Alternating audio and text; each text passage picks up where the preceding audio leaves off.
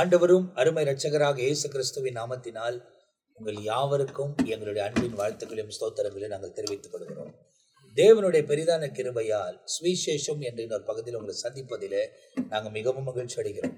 கடந்த நாட்களெல்லாம் கர்த்தர் நம்மை கண்மணி போல காத்து தொடர்ந்து வழிநடத்தி கொண்டு வருகிறார். தொடர்ச்சியாய் நம்மை வழிநடத்துவதற்கு அவர் உண்மை உள்ள தேவனாயிருக்கிறார். எனவே வசனத்தை ஆராய்ந்து அறிந்து கொள்வதில் நம்ம எவ்வளவு கவனம் செலுத்துகிறோமோ அவ்வளவாய் தேவனுக்குள் பலப்பட்டு அவரோடு கூட இணைக்கப்பட்ட ஒரு வாழ்க்கை இந்த உலகத்தில் வாழ்வதற்கு கர்த்தர் நமக்கு உதவி செய்வார். இரவும் பகலும் இதில் தியானமா இருக்கிற மனுஷன் பாக்கியவான் என்று எழுதப்பட்டிருக்கிறது. எனவே தொடர்ந்து நம் சுவிசேஷத்தை தியானித்து வருகிறோம். மத்தேயு எழுதின சுவிசேஷம் பூரணமாய் முடிக்கப்பட்டு, மார்க் முடிக்கப்பட்டு, லூக்கா எழுதின சுவிசேஷத்தில் 4 அதிகாரங்கள் முடிந்து இந்த பகுதியில 5ஆம் அதிகாரத்தை நாம் தியானிக்க இருக்கிறோம். இதை தான் பார்க்க வேண்டும் என்று சொல்லக்கூடியவர்கள் இதுக்கு முந்தி போடப்பட்டிருக்கிற பகுதிகள் எல்லாம் நீங்கள் பார்ப்பீர்களானால் சுவிசேஷத்தில் அநேக பகுதிகளை உங்களாலையும் நீங்கள் கற்றுக்கொள்ள முடியும் என்பதை நான் உங்களுக்கு தெரிவித்துக் கொள்கிறேன். எனவே 5ஆம் அதிகாரம் 1வது வசனத்திலிருந்து 11ஆம் வசனம் வரை சீஷர்களை அழைத்ததை குறித்து வேதத்தில் லூக்கா எழுதுகிறார். அவர் என்ன எழுதுகிறார் என்பதை நம்மத்தில ரெவரண்ட் ஜெயக்குமார் ஐயா அவங்க விளக்க போறாங்க. கர்த்தருடைய நாமம் மகிமைப்படுவதாக. லூக்காவின் புத்தகம் 5ஆம் அதிகாரத்தில் 1 - 11 வரை ஆண்டவராகிய இயேசு இந்த பூமியிலே பிதாவின் சித்தத்தை நிறைவேற்றும்படியாக இந்த பூமிக்கு அவர் அனுப்பப்பட்டார். அவர் ஊழியத்தை செய்கிற நாட்களிலே தன்னோடு இசைந்து ஊழியம் செய்யும்படியாக 12 அப்போஸ்தலர்களை அவர் தெரிந்து கொண்டார் என்று சொல்லி நம்முடைய வேதத்திலே நமக்கு தெளிவான ஆணித்தரமான காரியங்கள், சம்பவங்கள் நமக்கு எடுத்துரைக்கிறது. அதில் விசேஷமாக இந்த 5ஆம் அதிகாரம் லூக்காவின் புத்தகத்திலே 1 - 11 வரை வாசித்து பார்க்கும் பொழுது 2 காரியத்தை இங்கு நாம் தெளிவாக புரிந்து கொள்கிற அளவுக்கு காரியங்கள், சத்தியங்கள் எழுதப்பட்டிருக்கிறது. அது என்னவென்று பார்க்கும் பொழுது, ஆண்டவராகிய இயேசு கிறிஸ்து இந்த உலகத்திலே 1வது நூற்றாண்டிலே அவர் பிதாவின் சித்தத்தை நிறைவேற்றும்படியாக அவர் அனுப்பப்பட்டார் என்று சொல்லி வேதத்திலே பார்க்கிறோம். ஆனால் பழைய ஏற்பாடு புத்தகமாகிய மல்கையா புத்தகத்தில் இருந்து புதிய ஏற்பாடு புத்தகமாகிய மத்தேயின் புத்தகம் வரைக்கும் இடைப்பட்ட காலகட்டம் ஏறக்குறைய 400 ஆண்டுகள் இருக்கிறது. அது யூதருடைய வாழ்க்கை முறையிலே இருண்ட காலம் என்று சொல்வார்கள். இருண்ட காலம் என்று சொன்னால் மல்கையா தீர்க்கதரிசி புத்தகத்தில் பேசின ஆண்டவர் அதற்கு அடுத்தபடி சைலண்ட் இயர், இருண்ட காலம், அவர் பேசாமல் மௌனமாக இருந்தார் என்று சொல்லப்படுகிறது. அந்த 400 ஆண்டு கழிந்த பிறகுதான் பரலோகத்தில் இருக்கிற தேவனும் பரலோகத்தின் செய்தியும் யூத மக்களுக்கு வந்து சேர்கிறது. ஆகையாலே தேவனுடைய வசனத்தை கேட்கிற வாஞ்சை, தேவனுடைய சத்தியத்தை கேட்கிற வாஞ்சை, தேவன் பேசுகிறார் என்றதான காரியத்தை அறிந்து புரிந்து கொண்ட ஜனங்கள் தேவனுடைய வார்த்தை கேட்கும்படியாக இயேசுவிடத்திலே அதிகமான மக்கள் நெருங்கி வருகிறார்கள் என்று சொல்லி இந்த 5ஆம் அதிகாரம் 1ஆம் வசனத்தை பார்க்கும் பொழுது, பின்பு அவர் கெனசரேத் கடல் அருகிலே நின்ற பொழுது திரளான ஜனங்கள் வேத வசனத்தை கேட்கும்படி அவரிடத்திலே வந்தார்கள். திரளான மக்கள் இயேசுவிடத்திலே 400 ஆண்டுகள் கேட்கக்கூடாத சத்தியத்தை, 400 ஆண்டுகள் கர்த்தர் பேசாத காலத்தில் இருந்து பார்க்கும் பொழுது இப்போது கர்த்தருடைய வார்த்தைகளை கேட்க திரளான மக்கள் அவரிடத்திலே நெருங்கி வருகிறார்கள். நடந்தது என்ன? அந்த ஜனங்களை கண்ட இயேசு அவர்களுக்கு சத்தியத்தை சொல்லும்படியாய், சுவிசேஷத்தை அறிவிக்கும்படியாகத்தான் அவர் அனுப்பப்பட்டேன் என்று அவரே இந்த 4ஆம் அதிகாரத்தில் சொல்லியிருக்கிறார். அப்படி என்றால் இந்த திரளான மக்கள் வேத வசனத்தை கேட்க அவரிடத்தில் வந்தவர்களுக்கு அவர் சத்தியத்தை சொல்கிறார். அப்பொழுது கடற்கரையிலே நின்ற 2 படகுகளை கண்டார். அந்த இடத்திலே அவர் உட்கார்ந்து அமர்ந்து திரளான மக்களுக்கு சுவிசேஷத்தை அறிவிக்கும்படியாய் அவர் கண்டது அங்கு 2 படகு. வசனம் சொல்கிறது, மீன் பிடிக்கிறவர்கள் அவைகளை விட்டு இறங்கி வலைகளை அலசி கொண்டு இருந்தார்கள். அப்போ 2 படகு இருக்கிறது. அந்த படகுடைய காரியத்தை பார்க்கும் பொழுது, ராவெல்லாம் மீன் பிடிக்க கடந்து போய் விடற்கால கரைக்கு வருகிறவர்கள் வலையை படகு விட்டு இறங்கி வலையை அலசி கொண்டு இருப்பாங்க, சுத்தம் பண்ணி கொண்டு இருப்பாங்க. அப்போது அவர் என்ன செய்யறாரு? அப்பொழுது, எப்பொழுது திரளான ஜனங்கள் வசனத்தை கேட்க வந்த பொழுது அந்த இடத்தில் பார்க்க 2 படகு இருக்கிறது. அந்த 2 படகு விட்டு இறங்கின மீனவர்கள் வலையை அலசி கொண்டு இருக்கிறார்கள்.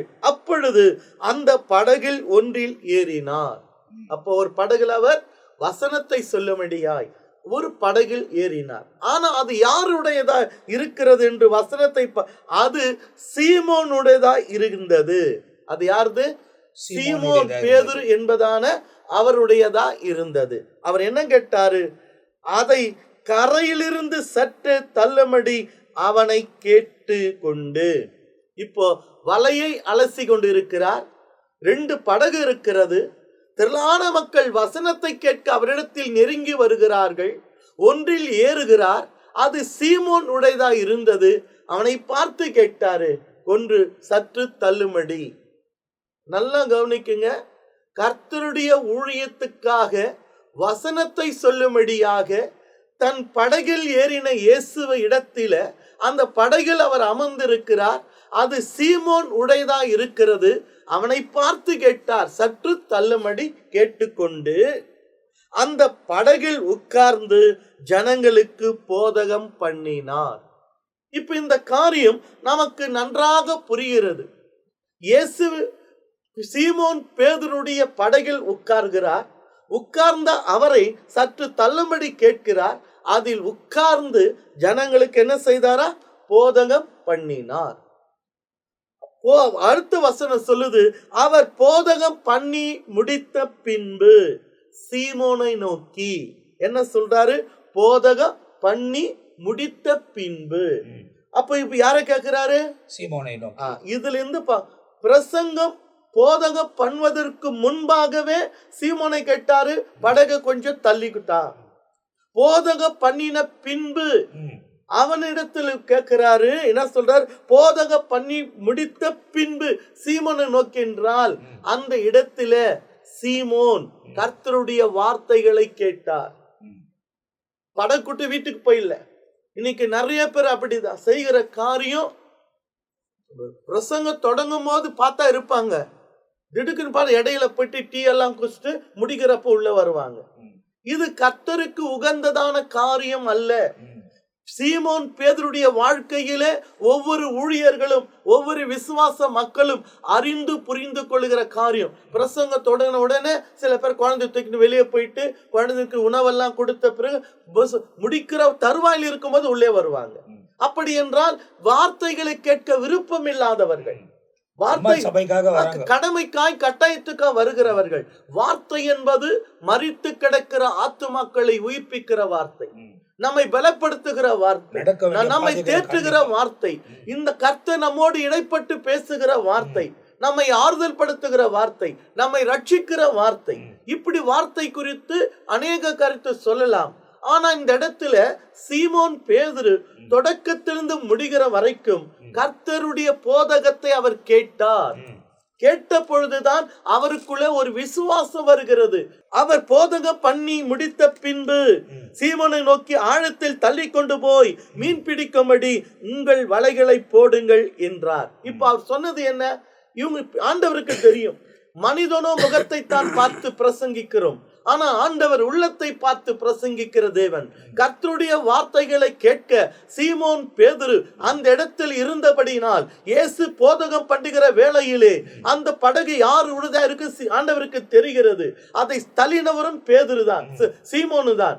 ஆனா அது போதகம் பண்ணின முடித்த பின்பும் அப்படின்னா தொடக்க முதல் முடியும் மட்டமாய் அந்த சீமோன் பேதுரு அங்கே இருந்தார்.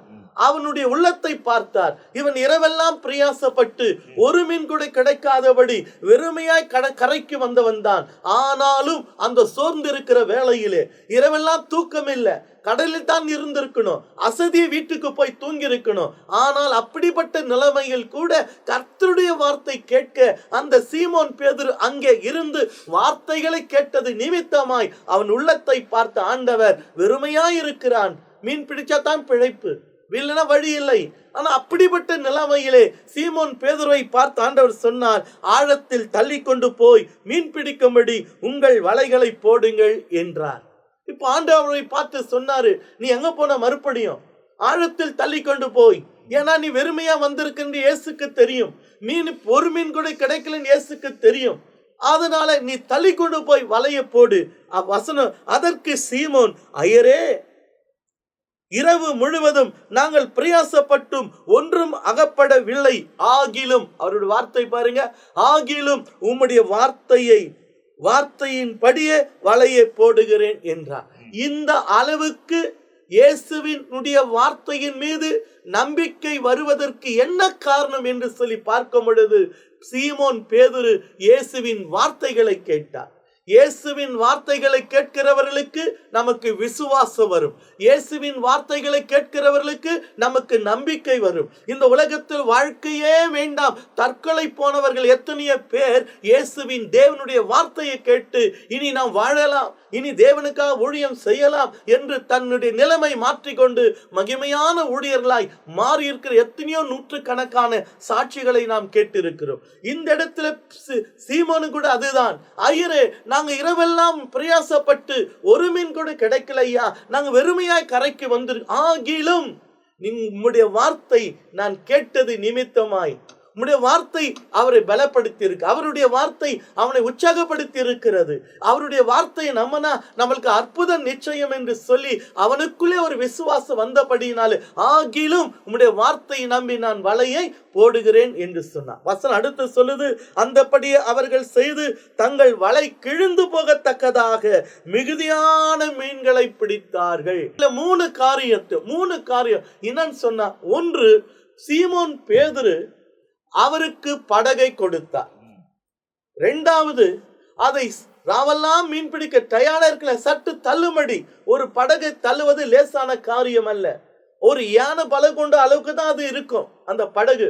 அதை சற்று தள்ளுமடி கேட்டார், அதையும் அவர் தள்ளினார். மூன்றாவதாக, அவர் வார்த்தைகளை கேட்க ராவெல்லாம் பிரியாசை வீட்டுக்கு சென்றிருக்க பேதுரு உட்கார்ந்து வார்த்தைகளை கேட்டார். இதிலிருந்து நாம் தெரிந்து கொள்வது என்ன என்று சொன்னால், கர்த்தருடைய ஊழியத்துக்கு சேவை செய்கிறவர்கள், கர்த்தருடைய ஊழியத்துக்கு கொடுக்கிறவர்களை கர்த்தர் யாருமே வெறுமையா விட்டதே கிடையாது. அது பேதுருடைய வாழ்க்கை நமக்கு முன் அடையாளமாய் இருக்கிறது. படகை கொடுக்கிறார், அதை சற்று தள்ளுகிறார், வார்த்தையை கேட்டு மறுபடி கடலுக்கு சென்று கர்த்தருடைய வார்த்தை வலைய போடும்போது திரளான மீன் பிடிக்க அற்புதத்தை செய்தார் என்று சொன்னால், இந்த வார்த்தை கேட்கிற அன்பான தேவ பிள்ளையே, கர்த்தருடைய நாமத்துக்கு நீ நான் செய்கிற காரியம் என்ன? கொடுங்கள், அப்போது உங்களுக்கு கொடுக்கப்படும் என்று சொல்லி இருக்கிறார். உற்சாகமாய் கொடுக்கிற இடத்துல தேவன் பிரியமாய் இருக்கிறார் என்று வேதம் சொல்கிறது. சுவிசேஷம் அறிவிப்பதற்கும், தேவ ஆலயம் கட்டுவதற்கும், ஊழியங்கள் நடப்பிக்கப்படுவதற்கும் விசுவாசம் உள்ள மக்கள், தேவ பிள்ளைகள், கர்த்தருக்காக நாம் செய்கிற அந்த உற்சாகத்தோடு கொடுக்கிற காரியத்துக்கு அவர் பரிசாக அதை திருப்பி நமக்கு ஆசீர்வதித்து கொடுக்கிறவர் தான் நாம் ஆராதிக்கிற தேவன். அதை பேதுருடைய வாழ்க்கையில பார்க்க முடிகிறது.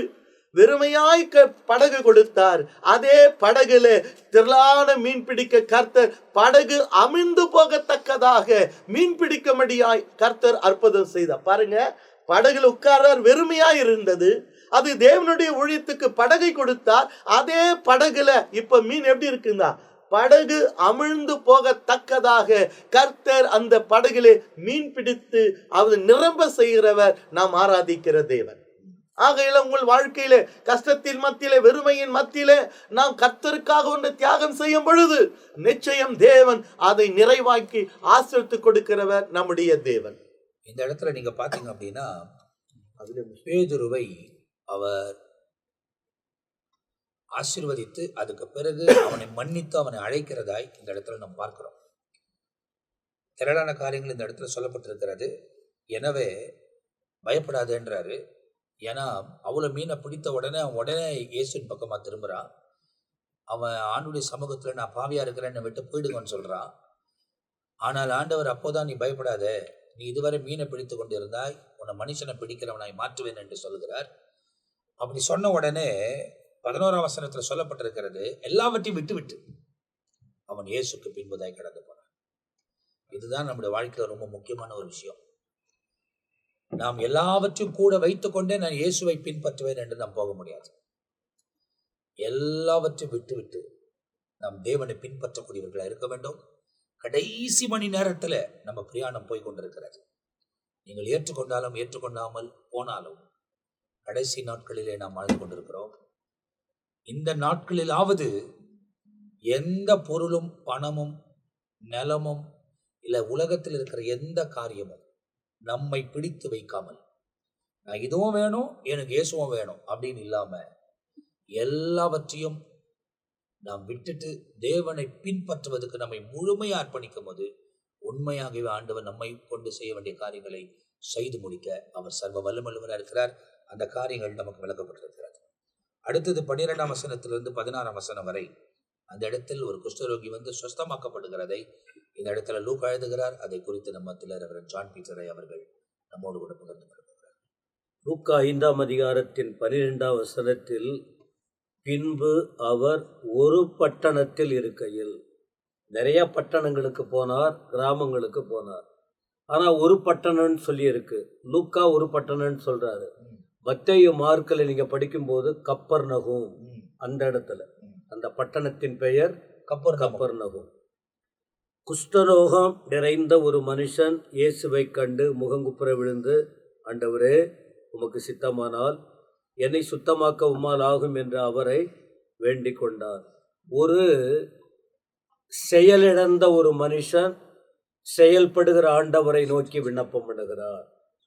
தேவை நிறைந்தவன் தேவைகளை சந்திக்கிற ஆண்டவரிடத்தில் வந்து ஜெபம் பண்றான். இது அப்போ செயல் இழந்தவன் தேவை நிறைந்தவன். என்ன செயல் இழந்தவன்? உடல் முழுவதும் பாதிக்கப்பட்டிருக்கு, தொடுநோய், குஷ்டரோகம்ங்கிற அந்த நோய் அவன் முற்றி போயிடுச்சு. இனி மருத்துவத்தால அவனுக்கு சுகம் கொடுக்க முடியாது. எல்லா இடத்திலும் முயற்சி பண்ணியிருக்காங்க. ஆனால் இனி அவனுக்கு வேற வழி இல்லை. சமுதாயத்தால் புறக்கணிக்கப்பட்ட ஒரு பயங்கரமான வியாதி அது. இது யாரும் அவங்க கிட்ட போக முடியாது. அப்படிப்பட்ட நிலையில ஆண்டவர்கிட்ட வந்துட்டான். வந்து என்ன செய்யறான்?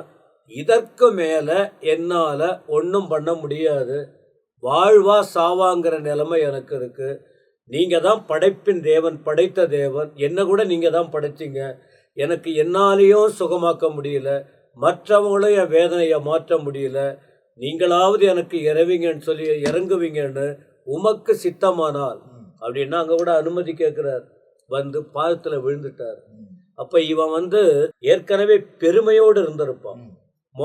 உடல் நல்லா அழகா இருந்திருக்கும், சின்ன வயசுல நல்லா இருந்திருப்பான். எதனால அவனுக்கு அந்த பெருமையினால வந்ததோ என்னன்னு தெரியல. அந்த பெருமை அவன் வாழ்க்கையை கீழே கொண்டு போயிடுச்சு. அந்த பெருமையிலிருந்து வெளியே வருவதற்கு ஒரு தாழ்மை அங்கே தேவைப்படுகிறது. வந்து விழுந்தான், இயேசுவின் பாதத்தில் விழுந்தான். ஒவ்வொரு மனுஷனும் தன்னை அறிந்தோ அறியாமலோ பெருமை மேல வரும்போது ஒரு பாதிப்பு அங்க கண்டிப்பா இருக்கும். எந்த மனுஷனுக்கு பணத்தை குறித்தோ புகழை குறித்தோ படிப்பை குறித்தோ அழகை குறித்தோ பல காரியம் தெய்வத்துக்கு கொடுக்க வேண்டிய கனத்தை கொடுக்காம வேறு விதத்தில் தன்னை ஒரு பொருட்டாய் மேன்மை அடைகிறான், ஒரு நாள்ல எல்லாருக்கும் முன்னாடி கேவலமா வரக்கூடிய அளவுக்கு அந்த மனுஷன் மாறிடுவோம். அந்த நிலை மாற வேற வழி இல்லை. அதாவது பைபிள்ல இன்னொரு வசனம் சொல்லுது பாஸ்டர், நமக்கு ரொம்ப அழகா எரேமியா சொல்றாரு, மாம்சமானதை புயபலமாக்கி கொண்டு கர்த்தரை விட்டு விலகுகிற மனுஷன் சபிக்கப்பட்டான். 146ஆம் சங்கீதத்திலும் பார்க்க முடியும். அதான் சொந்த பலத்தை நம்பாத, முழுமையா சொந்த வழியில ஓடிக்கிட்டு இருந்திருக்கான். இப்ப வேற வழி இல்லை, நீ அங்கதான் வந்து விழணும், அங்க வந்துதான் விழணும். அங்கதான் விமோச்சனம் உண்டு எல்லாத்துக்கும். இப்ப முதல்ல தனக்கு இருந்த அந்த வெறுமை, தனக்கு இருந்த அவமானம், தனக்கு இயலாத தன்மையை ஆண்டவர்கிட்ட அர்ப்பணிச்சுட்டான். சரி, ஆண்டவர் என்ன பண்ணார்? சொல்லி காட்டினாரா? நீ இப்படிதான் பண்ண, இதனால தான் உனக்கு வந்தது அப்படின்னு சொன்னாரா? மனுஷன் சொல்லி காட்டி ஏற்கனவே இருக்கிற புண்ணுல குத்தி திரும்ப இன்னும் ரத்தத்தை கொண்டு வந்துடுவான். என் தேவன் காயங்களை ஆற்றுகிறவர். ஆமென். காயங்களை ஆற்றுகிறவர். என்ன பண்ணாரு பாருங்க, ஆண்டவர் ஒரு வார்த்தை என்ன செஞ்சாருன்னா, அவர் கையை நீட்டினாரு, தொட்டாரு, எனக்கு சித்தம் உண்டு, சுத்தமாகு, அவ்வளவுதான். இவன் வந்து விழுந்தான், பேசினான், ஜெபித்தான். ஆண்டவர் என்ன பண்ணினார்? இப்ப இவர் வந்து தொடக்கூடாது, யூதன் தொடக்கூடாது. இன்னைக்கு நாம யாரையும் தொடுறதில்ல.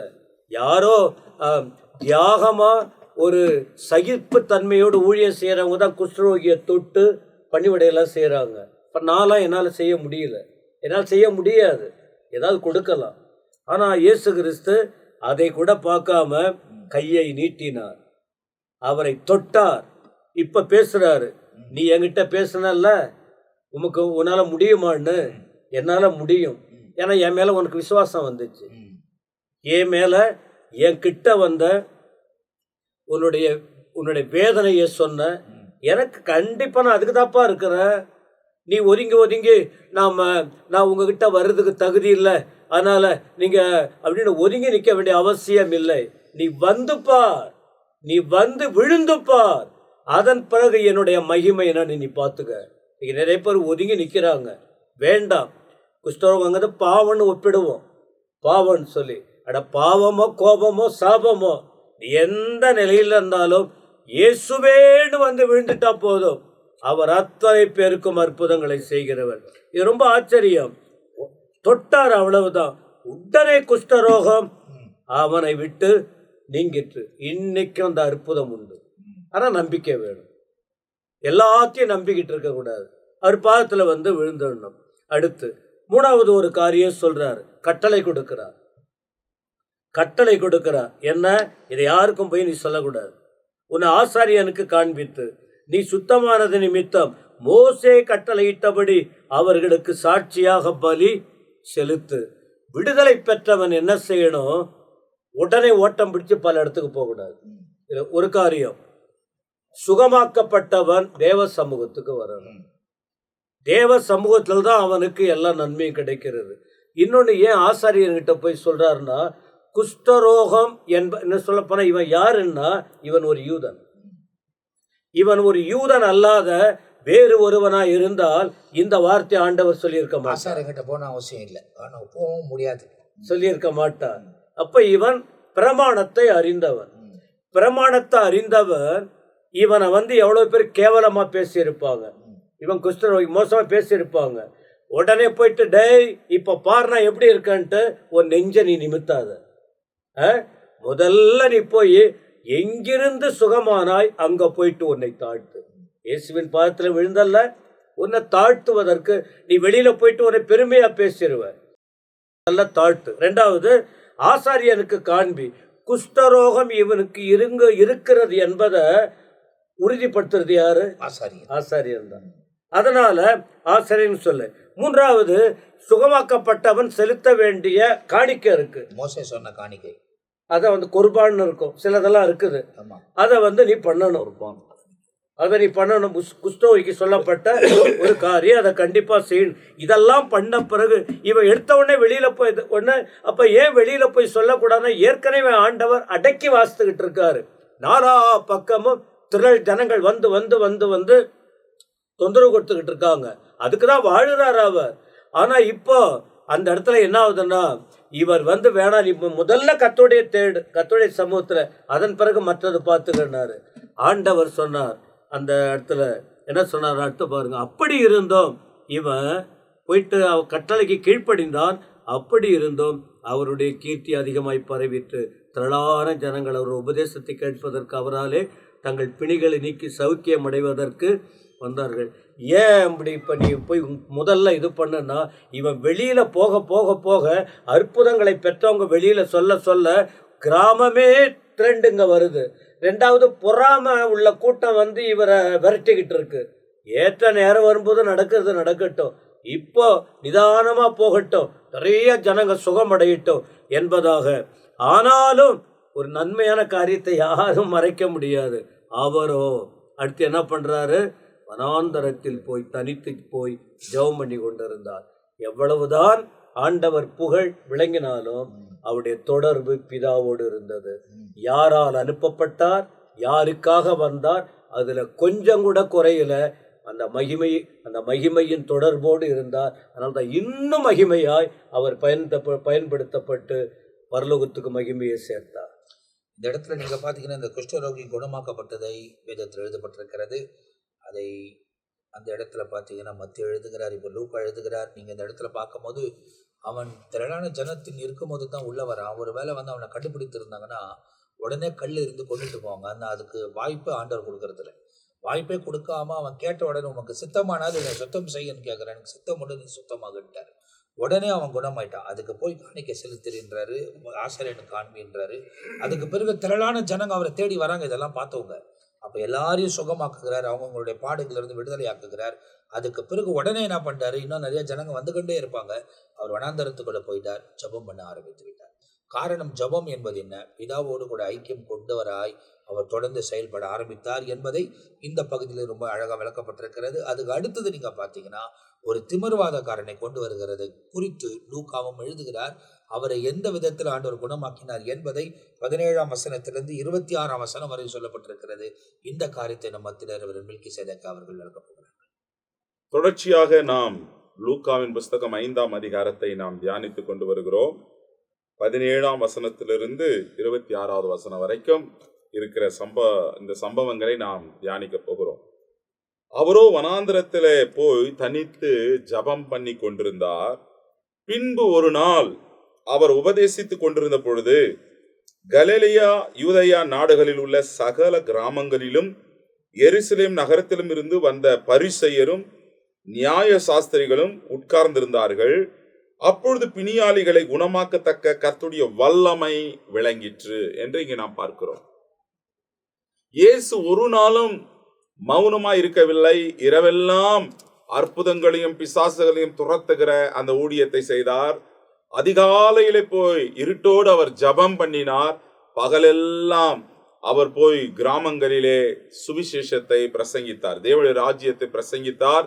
கூடி வருகிற அநேக பலவீனர்களுக்கு பலனை கொடுத்தார். இங்கே நாம் பார்க்கும்போது எருசலேம் நகரத்திலும் இருந்து வந்த பரிசேயரும் நியாய சாஸ்திரிகளும்.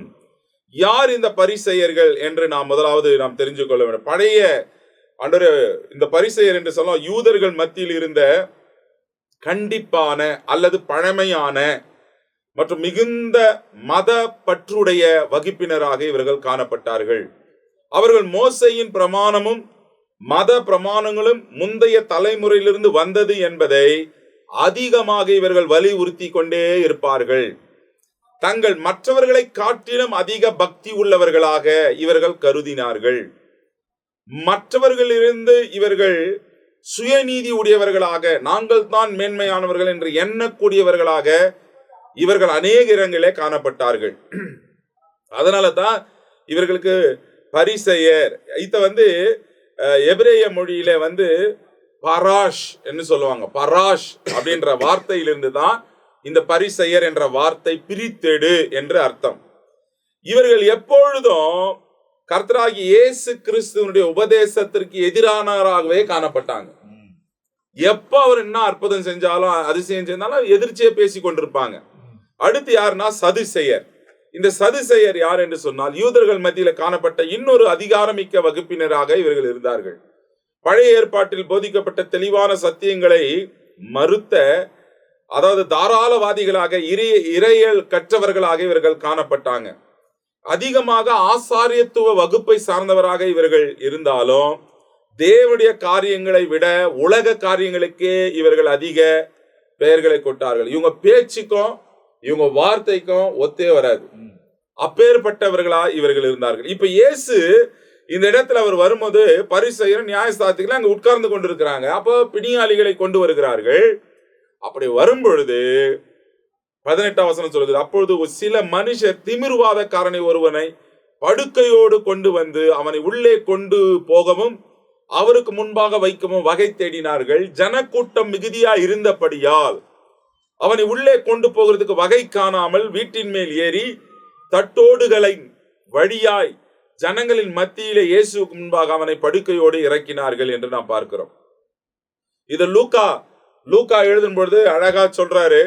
2ஆம் அதிகாரத்துல லூக்கா இந்த திமிர்வாதக்காரனை ஜனக்கூட்டத்து நிமித்தம் அவருக்கு சமீபமாய் சேரக்கூடாமல் அவர் இருந்த வீட்டின் மேற்கூரையை பிரித்து திறப்பாக்கி திமிர்வாதக்காரன் கிடக்கிற படுக்கையோடு இயேசு முன்பாக இறக்கினாங்களாம். எவ்வளோ ஒரு அந்த 4 பேருக்குள்ள இருந்த விசுவாசத்தை கண்டு ஆண்டவர் அவங்க சுகப்படுத்தினார் என்று நாம் பார்க்கிறோம். அப்போ அந்த ஜனக்கூட்டம் மிகுதியா இருந்தபடியால் அப்போ வசனம் சொல்லுகிறது, இயேசு எங்க போனாலும் ஒரு திரள் கூட்ட ஜனம் வார்த்தையை கேட்கவும் 2வது அற்புதங்களை பெறவும் ஒரு கூட்டம் அவருக்கு பின்பாக எங்கு போனாலும் அவர் இங்க இருக்கிறாருன்னா அந்த வீட்டுக்கு முன்பாக வந்து விடுவார்கள். அப்பொழுது வேத பாரகரும் பரிசேயரும் யோசனை பண்ணி என்ன பண்றாங்க, இயேசு அவனை இறக்குனாங்க இல்லையா, அவருடைய விசுவாசத்தை கண்டு திமிர்வாதக்காரன், மனுஷனே உன் பாவங்கள் உனக்கு மன்னிக்கப்பட்டது என்றார். இப்ப ஏற்கனவே பரிசேயரை பற்றி சதுசேயை பற்றி நம்ம சொல்லிட்டோம். இப்போ அங்க இருந்தவங்க யாருன்னா அந்த வேத பாரகரும் பரிசேயரும் யோசனை பண்றாங்க, பாவங்களை மன்னிக்கிறதுக்கு இவன் யாரு, பாவங்களை தேவன் ஒருவருக்கு தான் அதிகாரம், இவன் யார் என்று சொல்லி குறை கண்டுபிடிக்கிறோம் உக்காந்துக்கிறாங்க. அவன் எதிர்க்கவே திரும்ப பேசுறாரு, எதற்காக அற்புதம் செய்யறாரு, பாவங்கள் மன்னிக்கப்பட்டது என்று சொல்றாரு. அப்போ அவர்கள் பேசுகிற காரியம் உள்ள அவங்க நினைக்கிற காரியங்கள் ஆண்டவருக்கு தெரியும். இயேசு அவர்கள் சிந்தனைகளை அறிந்து அவர்களை நோக்கி, உங்கள் இருதயங்களில் நீங்கள் சிந்திக்கிறது என்ன. இப்ப இவன் உள்ளதான் திங்க் பண்றானுங்க. ஆண்டவர் உடனே சொல்றாரு, நீங்க உங்க இல்லத்துல என்ன சிந்திக்கிறீங்க, உங்கள் பாவங்கள் மன்னிக்கப்பட்டது என்று சொல்வதோ அல்லது எழுந்து நட என்று சொல்வதோ எது எளிது? பூமியிலே பாவங்களை மன்னிக்க மனுஷகுமாரனுக்கு அதிகாரம் உண்டு என்பதை நீங்கள் அறிய வேண்டும் என்று சொல்லி திமிர்வாதக்காரனை நோக்கி, நீ எழுந்து உன் படுக்கை எடுத்துக்கொண்டு உன் வீட்டுக்கு போ என்று உனக்கு சொல்லுகிறேன் என்றார். இத சொன்ன உடனே அவன் அவர்களுக்கு முன்பாக எழுந்து தன் படுக்கை எடுத்துக்கொண்டு தேவனை மகிமைப்படுத்தி தன் வீட்டுக்கு போனான். அதனால எல்லோரும் ஆச்சரியப்பட்டு தேவனை மகிமைப்படுத்தினார்கள். அல்லாமலும் அவர்கள் பயம் நிறைந்தவர்களாகி அதிசயமான காரியங்களை இன்று கண்டோம் என்றார்கள். ஏன்னா பேரலைசஸ் மேன், கை கால் விழுந்து போனவன், டாக்டர்களால குணமாக்க முடியல, மேல் வீட்டை திறப்பாக்கி ஓட திறந்து நேர துப்பட்டியோடு இறக்கினாங்க இயேசுக்கு முன்பாக. அங்க உட்கார்ந்து கொண்டு பரிசேயர், நியாயசாஸ்திரிகள், வேத பாரகர் உட்கார்ந்து கொண்டே இருக்கிறாங்க. இவர்கள் தான் இயேசுவின் மேல குற்றம் சாட்டி கொண்டே இருக்கிறவர்கள். இவர்கள் நீதி தான், மோசேயின் பிரமாணம் தான், இதை தான் நம்ம செய்யணும் என்று சொல்லி வழக்கமா சடங்காச்சாரமாய் சில காரியங்களை பேசிக்கொண்டே இயேசுவின் மீது குறை சொல்லுகிறவர்களாக இருந்தார்கள். இயேசு அவங்களை இருதயத்தை அறிந்து பாவங்கள் மன்னிக்கப்பட்டது என்று சொல்வதோ அல்லது எழுந்து நட என்று சொல்லி எது எளிது என்று சொல்லி அவர்களுக்கு முன்பாக இந்த அற்புதத்தை செஞ்சார். எல்லாருக்குள்ள பயம் உண்டாயிற்று.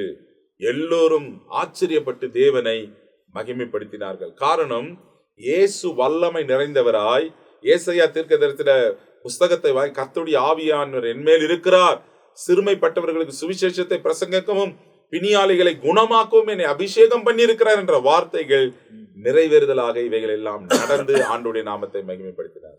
அப்போ இந்த இடத்துல நீங்க பாத்தீங்க அப்படின்னாக்கா 5ஆம் அதிகாரம் முதல் பகுதி பேதுருவை ஆண்டவர் தெரிந்து கொள்ளுகிற விஷயம் இந்த இடத்துல சொல்லப்படுகிறது. அவரை தெரிந்து கொண்ட விதம் என்ன என்பதும் இந்த இடத்துல லூக்கா எழுதுகிறார். 2வது, இது முடிந்த உடனே குஷ்டரோகி குணமாக்கப்படுகிறதை வேதத்தில் தெளிவாக சொல்லப்பட்டிருக்கிறது. அவனும் பூரண சுகமாக்கப்பட்டு கடந்து போனான் என்பதாக வேதத்தில் எழுதப்பட்டிருக்கு.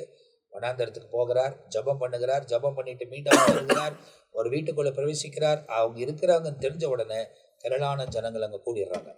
ஜனக்கூட்டம் அதிகமாக இருக்கிறதுனால யாரும் உள்ள நுழைய முடியறதில்ல. இவங்க ஒரு திமிர்வாதக்காரனை கொண்டு வராங்க. திமிர்வாதக்காரனை கொண்டு அவங்க உள்ளே கொண்டு போகலான்னு ட்ரை பண்ணால் முழு ஜனம் இருக்குது. அதனால் என்ன பண்ணுறாங்கன்னா, மேலே ஓடை எடுத்துட்டு அந்த கூரை சந்தா அவர்கிட்ட இருக்கிற இடத்துல அந்த அறைக்குள்ளே இறக்கிறதுக்கு முயற்சி பண்ணி இறக்கிடுறாங்க. இந்த பரிசேயரும் வேத பாதகர்களும் அந்த இடத்துல இருக்கிறார்கள். வேத பாதகர்கள் அங்கே இருக்கிறாங்க. அவங்க ஏற்கனவே இயேசுகிட்ட கேள்வி கேட்டுக்கிட்டு இருக்கிறாங்க. அவங்களுக்கு முன்பதாகவே அவர்கள் என்ன யோசிக்கிறார்கள் என்பதையும் அவர்களுக்கு சொல்லி அவனையும் சுகமாக்கி அனுப்புகிறதை வேதாகமத்தில் எழுதப்பட்டிருக்கிறது. அந்த இடத்தில் இருந்த ஜனங்கள் ஆர்ப்பரித்து தேவனை துதித்தார்கள் என்பதை சொல்லப்பட்டிருக்கிறது. மீதி இப்போ அடுத்தது பார்க்கும்போது மத்தேயு அந்த இடத்துல எப்படி அழைக்கப்படுகிறார் என்பதாக தொடர்ந்து லூக்கா எழுதுகிறார். அது அடுத்த பகுதியில் நாம் பார்க்க போகிறோம். எனவே இந்த வேத பகுதிகள் எல்லாம் நாம் ஆராயவும் வாசிக்கவும் அவைகளுக்குள்ள நாம் சத்தியத்தை அறிந்து கொள்ளவும் தேவன் நமக்கு உதவி செய்கிறார். தேவனால் பயன்படுத்தப்படுகிற தேவனுடைய ஊழியர்கள் ஆவியானுடைய உதவியால நம்மோடு கூட அவைகளை பேசுகிறது நாம் அறிந்திருக்கிறோம். சுவிசேஷத்தை அறிந்து கொள்ளுங்கள். வசனத்தை நீங்களும் படிங்க. வசனத்தில் தேறினவர்களாய் மாறுங்க. தேவனோடு இணைந்து வாழுங்க. ஆண்டவர் தம்முடைய பிரசன்னத்தையும் மகிமை உங்க வாழ்க்கையில விளங்க பண்ணுவார்.